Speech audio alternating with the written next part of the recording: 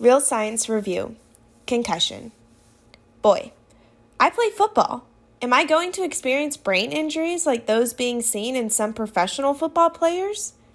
Girl, I often hit the soccer ball with my head. Is that dangerous? Well, some scientists are asking questions like this too, maybe because they also played football or soccer in school. The scientists who study the brain know that concussion can have life-changing effects. That's why they are using research to help them find ways to reduce concussions and treat them when they happen. Cell biology is the place to start this research. Researchers are trying to figure out what happens in neurons during a concussion. If scientists understood the mechanisms, they may be able to develop drug treatments to reduce or compensate for the damage. An obvious place to start to study what happens to neurons in a concussion is with the proteins and cell membranes that link adjacent cells together. We should expect that force of concussion would disrupt the linking of proteins that form the bridge between cells. Concussion could tear these sticky proteins in separate cells from each other. Below is a revised version of an original report that was approved by real peer reviewers, fellow scientists, before it was accepted for publication. Vocabulary used in the A report. Axons, dendrites. Neuron membrane extensions of the neuron cell membrane. Think of it like branches of a tree. Concussion. Temporary or permanent brain damage caused by a strong force that affects the head. Integrin. A class of proteins anchored in cell membranes that help neurons stick together. Intracellular. Inside the cell. Extracellular. Outside the cell. Synapses. Junction points between neurons. These are patches of neuron membrane through which currents are most able to flow. A possible role for integrin signaling in axonal injury. Abstract. Blows to the head can cause the brain damage known as concussion. Common causes of concussion include vicious football tackles or head hits in soccer, baseball pitches, and boxing. Scientists are discovering what concussion does to nerve cells. The hypothesis of this study was that a key part of the response to concussion could be proteins that help neurons stick to each other. These proteins are called integrins because they promote tissue integrity by helping cells stay attached to each other. Neurons need close contact to communicate with each other. To mimic the effect of concussion on neurons, the researchers used a bath of nutrient fluid to grow rat brain neurons on an underlying plastic sheet. This sheet could be stretched, which mimicked concussions by stretching the neurons attached to it. In a second series of tests, the researchers tested the damage caused by a force of magnetic microtweezers acting to pull neurons away from their point of attachment in the culture dish. This method revealed that local damage was caused by breakage of the neural membrane integrins. In the study, the stretching and pulling damage was reduced by treating the neurons with a drug that helps make intracellular structural proteins more stable. Why do this kind of study on cultured neurons? Why not just hit an animal in the head and see what damage is produced? The answer is that this is inhumane and not necessary to get the scientific questions. By using this cell culture method, they can study live neurons and get precise measurements at the individual cell level. Introduction. Previous studies had shown that most frequent wounds suffered by U.S. troops in Iraq and Afghanistan is blast-induced trauma. The force alone can damage the brain, even when flying metal does not damage tissue. Brain scans, using magnetic resonance imaging or MRI, of blast victims indicate that blast force damages the large fiber tracts of nerve cell processes that connect different parts of the brain and spinal cord. Not much is known about how concussion affects the white matter or neurons at the individual cell level. One unique way to study concussion would be to culture nerve cells and subject them to mechanical force, while observing what happens to certain cellular structures. The authors hypothesized that one target of blast injury could be the membrane-bound proteins that act like glue to hold the membranes of adjacent neuron cell bodies and processes together. These proteins are known as integrins, also extend through the plasma membrane and link to structural proteins inside the neuron. Concussion damage to integrins could therefore disrupt structures inside the neuron as well as outside. Altering internal structural proteins would disrupt cellular synthesis processes and ionic currents that underlie the electrical activity of neurons. Methods. Researchers grew neurons placed on a plastic sheet in fluid containing nutrients and salts that kept the neurons alive and well. An adhesive chemical was placed on the plastic sheet to help neurons stick to the sheet. Yellow band in Figure 1. They also added a dye that would penetrate any points of the neural membranes that become porous because of breakage. One force was to pull on, or stretch, the plastic sheet, which also stretched the attached neurons. The researchers examined the neurons under a microscope to identify how much damage was done by various levels of stretching.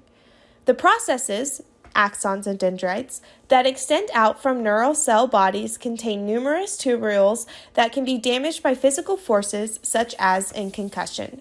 The tubules can be very long. Think about how long these tubules must be in the neck of a giraffe. Simple diffusion would not be sufficient to transport chemicals along such great distances. Any distortion of the microtubules would disrupt transport. In the second set of experiments, researchers used a different kind of force to evaluate damage in finer detail.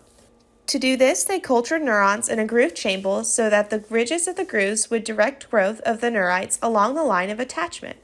They bathed the neurons in a fluorescent reagent and magnetic beads that specifically bound membrane integrin to intracellular microtubules. Unlike most proteins in the cell membrane, integrins span the entire cell membrane. The reagent they bound simultaneously to both microtubule protein and the integrin. The attached magnetic beads allowed the magnetic tweezers to pull on different parts of the neurons. The linkage of the fluorescent tag with both integrin and microtubules thus provides a way to see which part of the neurons are most vulnerable to stretching. Figure 2. They use magnetic microtweezers to pull with various levels of force on various portions of neural membrane. Thus, if pulling on the neuron is damaging, it will break the bridge between the tubules on the inside and the film on the outside. This breakage showed up as localized swelling.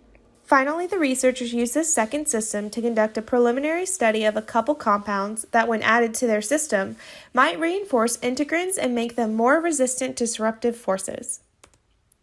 Results. The first set of experiments showed that stretching breaks the contact of neurons with the plastic sheet. The amount of neuron damage was indicated by localized swelling and cell death. Degree of damage increased with increasing stretch. With increasing stretch, some neurons actually died, while a large percentage of them became swollen. Figure 3. Increasing the stretch, strain percentage on the x-axis, increased the percentage of damaged neurons, as indicated by swelling and cell death. The little t above the bars represents the standard error, variation around the mean of all tests. Bars labeled with star indicate that the odds that this difference could have occurred by chance alone is less than 5%. When a dye was added that would enter neurons at points where breakage caused neurons to be porous, a sudden breakaway point was seen between 25% and 40% stretch. Figure 4. Effects of different degrees of stretch on the percentage of neurons exhibiting signs of membrane breakage as indicated by the extracellular dye entering the neurons. Poration. A sudden breakaway response occurs at 40% of maximum strain. Damage, even if applied in only one spot, spread throughout the cell as a result of the disturbance to the integrin. Finally, using the first method of longitudinal stretch, the researchers tested the effect of adding to the tissue bath a compound referred to as a ROCK inhibitor, known to protect neurotubules from disruption. When added to the cell bath in this stretch system immediately after a stretch, this compound caused a dose-dependent decrease in the percentage of neurons that had local swelling after stretching. This apparent protection occurred with both 5% and 10% stretch. Figure 5. Adding an integrin stabilizing compound, ROCK inhibitor, to the tissue bath provided a dose-dependent protective effect against disruptive force. Figure 6. The strain protection occurred against both 5% and 10% strain magnitude. The bracket with the star indicates that the difference at the 10% strain was a statistically reliable indicator of the chemical's protective effect. Discussion. The authors believe that the experiments tested the effects of mechanical stretching on neural membrane integrins and the extracellular binding of the membranes to the intracellular protein structures. Even stretching too weak to cause tears in the neural membrane disrupted integrins and their coupling to the proteins of neurotubule proteins. The authors think these findings are especially significant because others have shown integrins to be crucial to normal cell function at synapses, in growth of axons and dendrites, and even for memory, which is stored in changes in synapse structure. The forces that cause concussion are likely to produce stretching and tearing like that in these experiments. Therefore, the authors believe that these results indicate what happens to neuron membranes and neurotubules during concussion. The data indicated that local damage often spreads through wide areas inside the neuron because of the way integrins link to the other intracellular structural proteins. The authors cite studies by others who used different methods and still arrived at similar conclusions. The authors noted that they were able to reduce damage to neurites with a ROCK inhibitor. These studies suggest that a concussion might cause damage by way of an integrin-mediated signaling cascade involving a ROCK-mediated pathway. Thus, these key chemical systems may point to possible targets for drug development that might prevent or reduce concussion damage. Disclaimer: this paper is an adaptation of the original peer-reviewed publication and reflects the adapting author's interpretation of the original. The adaptation is not complete nor necessarily accurate in all detail. This adaptation should be used only for educational purposes in accordance with fair use provisions of U.S. copyright law.